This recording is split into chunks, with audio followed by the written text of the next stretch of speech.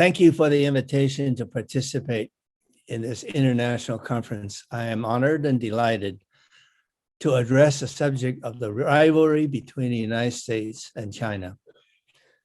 This is a particularly befuddling rivalry full of contradictions.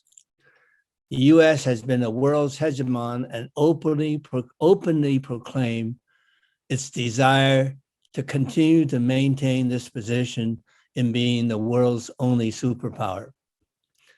China has always recognized the U.S. as the only superpower and has expressed no desire to compete or dislodge the American perch on top of the hill. Yet, every other utterance by the Biden team accuses China of wanting to take over as the world hegemon. Now, I say every other utterance because a spokesperson, whether it's from state, from defense, or advisors to the President Biden, or even Biden himself, always starts by saying the U.S. only wishes to compete and cooperate with China. Then, on the other side of the mouth, declaring China as America's hostile adversary and enemy.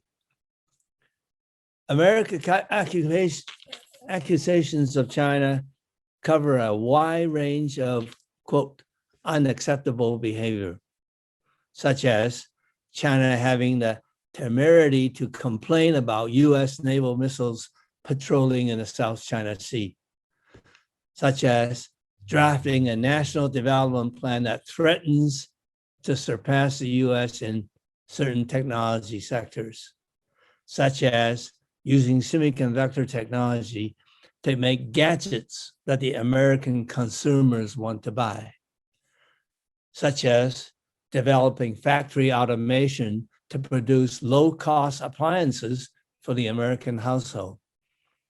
Now, if those accusations are not insufficiently hostile, the Biden White House has conjured up others, such as alleging human rights abuse in Xinjiang that the visiting UN High Commissioner could not verify, much less finding signs of genocide, such as alleging that young Uyghur women are forced to slave over cotton fields full of mechanical harvesters bought from John Deere, the American manufacturer.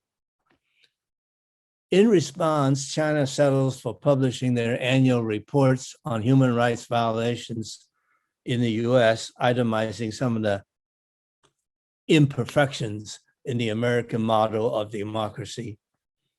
For example, in the US, death by gunfire is a daily occurrence, and mass shooting more than breaking weekly news. The most urgent national issue in the US takes up so much energy and oxygen is whether a woman has a right to decide what is right and good for her own body. National political figures in clear violation of US Constitution and have broken many laws, such as Rudy Giuliani, Mark Meadows, Peter Navarro, and Donald Trump, have yet to spend a single day in jail. And we're still dealing with highways full of potholes. The fear of law enforcement by people of color has not lessened in any way. Elections, as we know, are far from free, and of course, are being questioned as to their integrity and legitimacy. Instead of the cost of political campaigns has been increasing in geometric progression with every campaign season. Nothing is free. It's all about money. So my own personal observation as heretofore a proud American, but now very concerned for the future of my grandkids, is this: the country has degenerated into a single fixation about money and personal power. No one in a position of national leadership cares a whit as to what is good for the country and what hard decisions we have to make.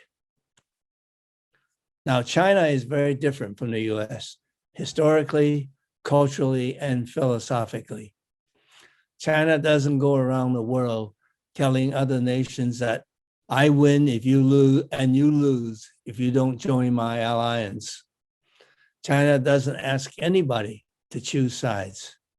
They simply approach each country for opportunities to collaborate and find win-win projects. That's the whole logic behind their Belt and Road Initiative. China tries to make friends. China does not ask countries to ally with them or ask their friends to act against their own national interest. China, for example, would not ask Germany or Italy to stop buying oil and natural gas from Russia, nor to stop trading with their major trading partners. In other words, China's approach to international relations make it easy for any country to establish friendly relations, in contrast to America's approach. America's approach is my way or the highway. Getting along with the US is somewhat like sleeping with a tiger, never knowing when the friend will turn on you and decide that your loyalty to the US is expendable. Secretary Blinken goes around the world to recruit allies, acting like business as usual, and nothing has changed. In fact, much has changed. What was once a unipolar world that revolves around America is devolving into a multipolar one. The Summit of America held in Los Angeles earlier this month, hosted by President Biden, is just the latest indication. Many Latin American countries, including Mexico, found reasons not to attend. Nothing like throwing a party that used to be a must-seen event that now countries decide to skip. I would like to conclude my remarks by bringing up the crucial question of the hour, namely, where does Taiwan stand between the two great powers? Many in the mainstream media and Biden administration are suggesting that Taiwan is to mainland China as Ukraine is to Russia. That is to say, Taiwan could be convinced to trigger the next front of military conflict by provoking China. The same pundits and officials proclaim success in convincing the Ukrainians to fight the Russian forces down to the very last Ukrainian. While the ultimate outcome of this proxy war for US remains to be seen, some of the consequential blowback from the conflict are already evident and damaging to American prestige and reputation. The EU is bearing the brunt of the outpour of refugees from Ukraine, and by paying significantly higher prices for their energy and faring shortages in staples, they are questioning the wisdom of following the US imposed sanctions and dictums that created rampant inflation for their own people. And incidentally, the American inflation is caused by the same factors. But so far, the US government has succeeded in glossing over the cause and effect to the American people. To provoke war with China, the Taipei government would have to declare independence. Washington has been encouraging the ruling DPP, the Democratic Progressive Party, to inch towards the red line, selling the party leaders on the idea the U.S. is ready to go to war with Taiwan. However, a great majority of people in Taiwan do not find American assurances credible, do not believe that Taiwan can win a proxy war against China, and cannot in their hearts justify the death and destruction just to keep Washington happy. The people in Taiwan also find it inconceivable that China would actually attack their own people on Taiwan unless provoked to the extreme.